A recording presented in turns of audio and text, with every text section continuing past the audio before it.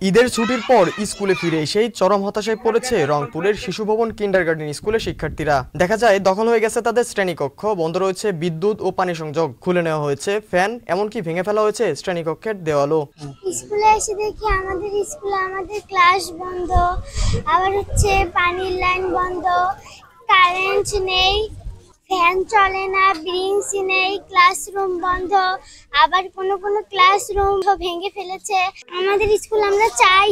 স্কুলে এসে দেখলাম স্কুলে প্রাচীর দেওয়া, পানির লাইন নেই, কারেন্টের লাইন নেই, চেয়ার নেই, খাওয়া দাওয়া ওয়াশরুমে যেতে পারছি না। আমরা পড়াশোনা করতে চাই, আমাদেরকে সহযোগিতা। ক্লাসে ফ্যান নাই, আবার পানির লাইন নাই, ঘটনার প্রতিবাদে আজ সকালে বিদ্যালয়ের প্রধান ফটকে মানববন্ধন করেছেন শিক্ষার্থী, শিক্ষক ও অভিভাবকরা। আমাদের প্রতিষ্ঠানটা আসলে লেখাপড়ার দিক দিয়ে অনেক ভালো। আমরা আর বাচ্চাগুলো এখান থেকে বের হয়েছে, তাদের জন্য অনেক অসুবিধা হয়ে যাচ্ছে। এভাবে দখলবাজি, এটা কোনো মতেই মেনে নেওয়া যায় না।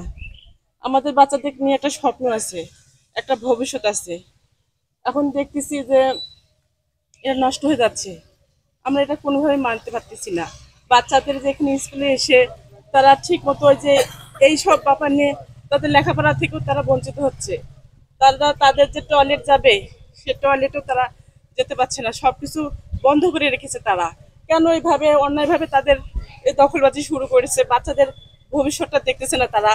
শিক্ষার্থীদের অভিযোগ, জমি সংক্রান্ত বিরোধের কারণে বিদ্যালয় কার্যক্রম বন্ধ হয়ে গেছে। দ্রুত সরকারি হস্তক্ষেপ না পেলে শিক্ষার্থীদের শিক্ষা জীবন হুমকির মুখে পড়বে বলে আশঙ্কা করছেন তারা। ভবনের মালিকের সঙ্গে অংশীদারিত্বের একটা যে দ্বন্দ্ব কিছুদিন ধরে আসছে, তারই ধারাবাহিকতায় ওই মহল কিন্তু আমাদের এই ক্লাসরুমগুলো বন্ধ করে দিয়েছে কিছুদিন হলো। দীর্ঘদিন ঈদুল আজহার ছুটি উপলক্ষে বন্ধ থাকার পর আজকে যখন আমরা স্কুল ওপেন করলাম, সে দেখি আমাদের 5টি ক্লাসরুম তালাবদ্ধ। তো আমরা তো বাচ্চাদেরকে নিয়ে, শিশুদেরকে নিয়ে বিপাকে পড়ছি। এজন্যই আমরা প্রশাসনের হস্তক্ষেপ কামনা করছি আপনাদের মাধ্যমে। আশা করি আপনারা একটা ফলপ্রসূ রেজাল্ট দিবেন আমাদের। দুপক্ষের জমি বিরোধের বলি হচ্ছে সাধারণ শিক্ষার্থীরা। দাবি প্রধান শিক্ষকের, জমিকে দখল করছে সেটা আমাদের বিরুদ্ধে না।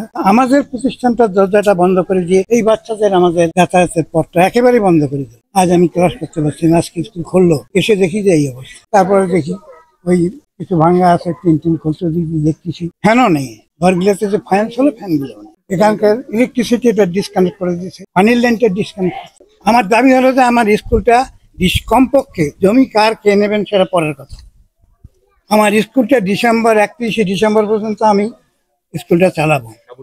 তারপরে সাবলীলভাবে যেভাবে আমি আগে চালাইছি, তারপরে বাচ্চাদেরকে কোথায় কিভাবে জায়গা দিতে হয় সেটা আমি চিন্তা। ঘণ্টাব্যাপী এই মানববন্ধনে শিক্ষার্থীরা ক্লাসরুম বাঁচাতে বিভিন্ন স্লোগান দিয়ে থাকেন। একটাই দাবি, শিক্ষা কার্যক্রম যেন দ্রুত শুরু করা হয়।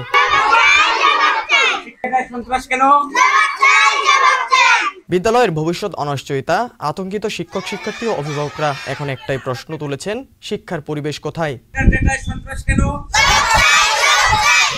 লিজান আহমেদ প্রান্ত, সকালের বাণী, রংপুর।